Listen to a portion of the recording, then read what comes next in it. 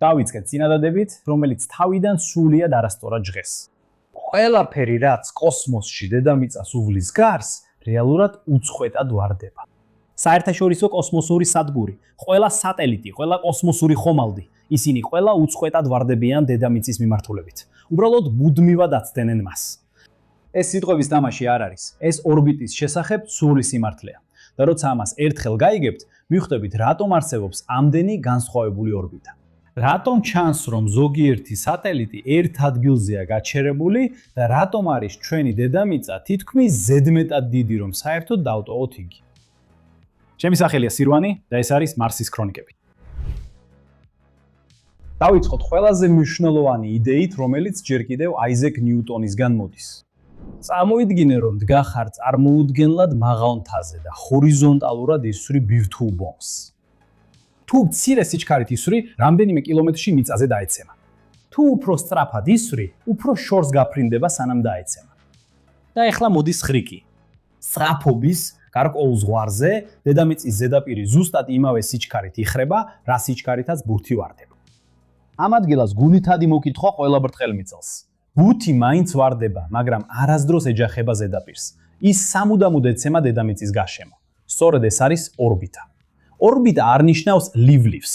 ეს არის მარადიული ვარდნა, რომლის დროსაც მუდმივად აცდენ მიწას. და სწორედ ამიტომ გადამწყვეტი მნიშვნელობა აქვს არა სიმაღლეს, არამედ გვერდით სიჩქარეს. თუ მხოლოდ ვერტიკალურად მაღლა დაფრინავ, ერთდროს საწვავი გამოგელევა. და არ აქვს მნიშვნელობა, რამდენად მაღლა აფრინდები მანამდე, ბოლოს ისევ დედამიწაზე ჩამოვარდები. დაბალ დედამიწის ორბიტაზე, ამისთვის წამში დაახლოებით 7.8 კილომეტრის სიჩქარით უნდა მოძრაობდე. ეს დაახლოებით 28,000 კმ/სთ. ეს ასევე ხსნის კოსმოსურ სადგურზე ცნობილ უწონადობას. ასტრონავტები გრავიტაციის მიღმა არ არიან. იქ ზემოთ დედამიწის მიზიდულობის თითქმის 90% კვლავ მოქმედებს. ისინი და მათი სადგური უბრალოდ ერთად ვარდებიან, ერთსა და იმავე მარადიულ ვარდნაში. და სწორედ ამიტომ ყველაფერი უწონოდ იგრძნობა. ასე რომ თუ შენ ააშენებდი უზარმაზარ ცათამჯენს, ან პროსტორად ღრუბლებში გამავალ კოსმოსურ ცათამჯენს, რომელიც 400 კილომეტრის სიმაღლის იქნებოდა, შენ ზედა სართულზე თითქმის ჩვეულებრივად შეძლებდი დგომას და სიარულს. ეხლა გასაგები ხდება, რატომ არსებობს ამდენი სხვადასხვა ორბიტა. რადგან სიმაღლე განსაზღვრავს დანიშნულებას. ყველაზე ქვედა ნაწილი არის დაბალი დედამიწის ორბიტა. პროფესიულ ენაზე ამას ეწოდება low earth orbit, ანუ მოკლედ LEO. ყველაფერი დაახლოებით 2000 კილომეტრზე ქვემოთ. აქ ბრუნავენ კოსმოსური სადგურები დაახლოებით 400 კილომეტრის სიმაღლეზე და ასევე უმეტესობა Starlink-ის სატელიტებისა. ახლოს ყოფნა ნიშნავს მკვეთრ გამოსახულებებს და მოკლე სიგნალის გზებს. ამისთვის დედამიწას ერთხელ შემოული დაახლოებით 90 წუთში. ამ დაბალი ორბიტის განსაკუთრებული შემთხვევაა მზესთან სინქრონული ორბიტა, მოკლედ SSO. როგორც წესი 600-დან 800 კილომეტრის სიმაღლეზე და თითქმის პოლუსებისკენ დახელი. ის ისეა დაყენებული, რომ თანამგზავრი დედამიწის ნებისმიერ წერტილს დღის ერთსა და იმავე დროს გადაუფრენს. ეს ყოველთვის ერთნაირ განათების პირობებს უზრუნველყოფს. იდეალურია დედამიწის დაკვირვებისა და ამინდისთვის. ზემოთ მდებარეობს საშუალო დედამიწის ორბიტა, Medium Earth Orbit, ანუ MEO. 2000-დან თითქმის 36000 კილომეტრამდე. ეს ნავიგაციური თანამგზავრების სამეფოა. მაგალითად, GPS ან ევროპული გალილეო დაახლოებით 20000 კილომეტრის სიმაღლეზე. კიდევ უფრო მაღლა, ზუსტად 35786 კილომეტრზე ეკვატორის ზემოთ მდებარეობს გეოსტაციონარული ორბიტა, ანუ GEO. აქ თანამგზავრს ზუსტად 1 დღე სჭირდება 1 წრის გასავლელად. ანუ ის სინქრონულად ბრუნავს დედამიწასთან ერთად. მიწიდან რო შევხედოთ, თითქოს უძრავად დგას ცაზე. იდეალურია ტელევიზიისთვის, კომუნიკაციისა და ამინდის თანამგზავრებისთვის, რომელთა ანტენებიც უბრალოდ ერთ მიმართულებაზეა მიმართული. მაგრამ როგორ ხდება ასეთი თანამგზავრი საერთოდ იქამდე? და როგორ იცვლიან სიმაღლეს? აქ მოდის მთელი ორბიტალური მექანიკის ალბათ ყველაზე გასაოცარი ნაწილი. სიმაღლეზე ასასვლელად აჩქარებენ ფრემის მიმართულებით. ეს ბიძგი ორბიტის საპირისპირო მხარეს წევს ზევით.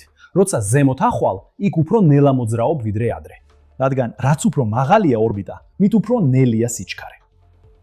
დასაწევად ძრავას რთავენ ფრენის მიმართულების საპირისპიროდ.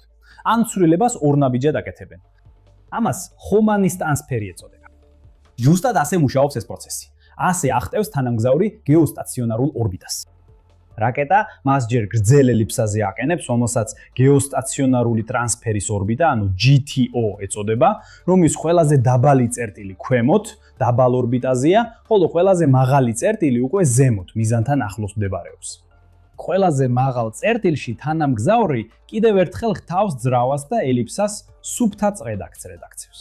ვინც კიდევ უფრო შორს უნდა წავიდეს, მაგალითად სხვა პლანეტებზე, ის აჩქარებს იმდენად ძლიერად, რომ დედამიწას მთლიანად ტოვებს და მზის გარშემო ორბიტაზე გადადის, რომელიც შემთხვევით იმ ადგილას გაივლის, სადაც მიზანი იმ დროს იქნება.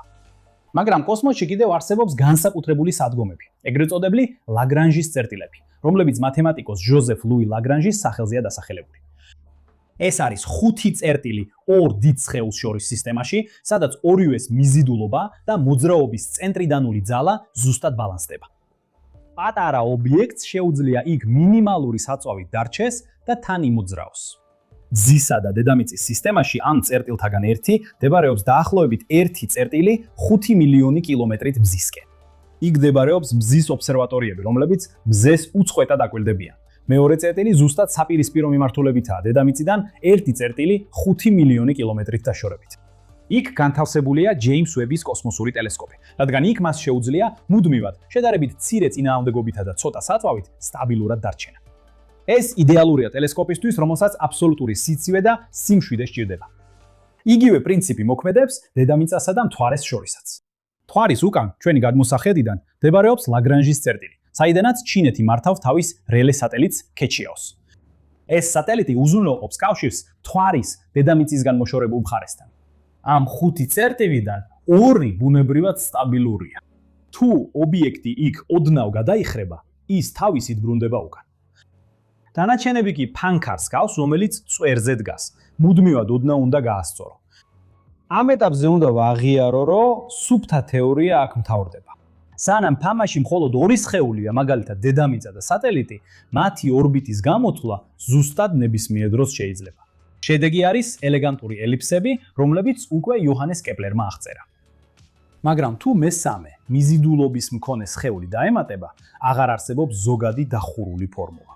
უკვე უმცირესი განსხვავებები საწყის პირობებში შეიძლება სრულად შეცვალოს შედეგი. სისტემა ქაოტური ხდება. ეს არის ცნობილი სამი სხეულის პრობლემა.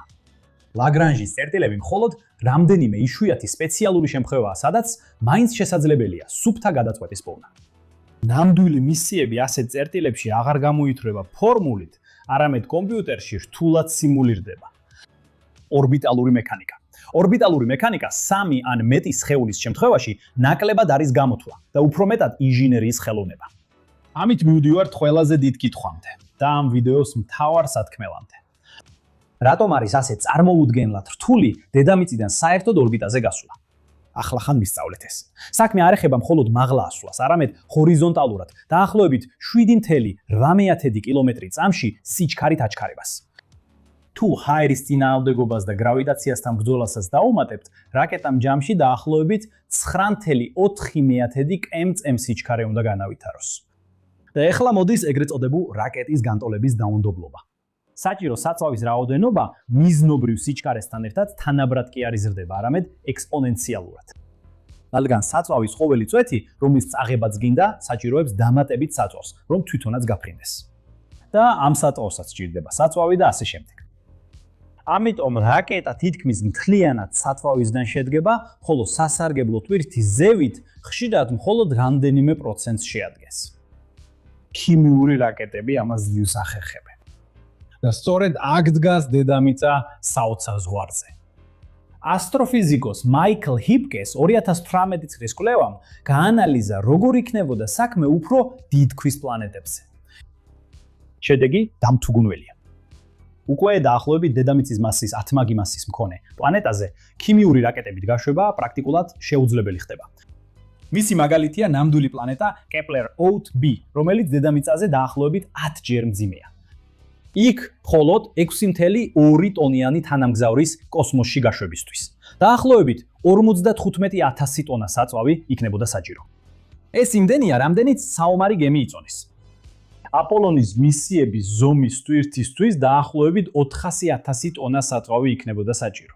ეს იმდენია, რამდენიც მთლიანად Empire State Building-ი ან სულად დატვირთული სუპერტანკერი იწონის. ამჟამად მსოფლიოში ყველაზე დიდი და მძიმე რაკეტა Starship-ი სულად დატვირთული დაახლოებით 5000 ტონას იწონის, ანუ ჩვენი წარმოსახვითი რაკეტის 80-ი. თუ ჩვენი დედამიწა ოდნავ უფრო დიდი და მძიმე იქნებოდა, ან მას უფრო მკრივი ატმოსფერო ექნებოდა, რომელიც კიდევ უფრო ამცირებდა სიჩქარეს, მაშინ კოსმოსური ფრენა ჩვენი დრევანდელი საშუალებებით უბრალოდ შეუძლებელი იქნებოდა. ჩვენ სამუდამოდ მიწაზე დავრჩებოდით და ცას ავხედავდით. მაგრამ შეიძლება მაშინ სხვა რამე მოგვაფიქრდებოდა. მაგრამ ეს სხვა თემაა. შედარებისთვის, რამდენად მარტივი იქნებოდა ეს სხვაგან. მთვარიდან ორბიტაზე გასასვლელად საჭიროა მხოლოდ დაახლოებით 1.8 კილომეტრი წამში. ეს დედამიწის მნიშვნელობის არც კი მეოთხედია და იქ არ არის ატმოსფერო, რომელიც შეანელებს. მარსიდან ეს დაახლოებით 4 კილომეტრი წამშია. ეს მაინც დაახლოებით ნახევარია.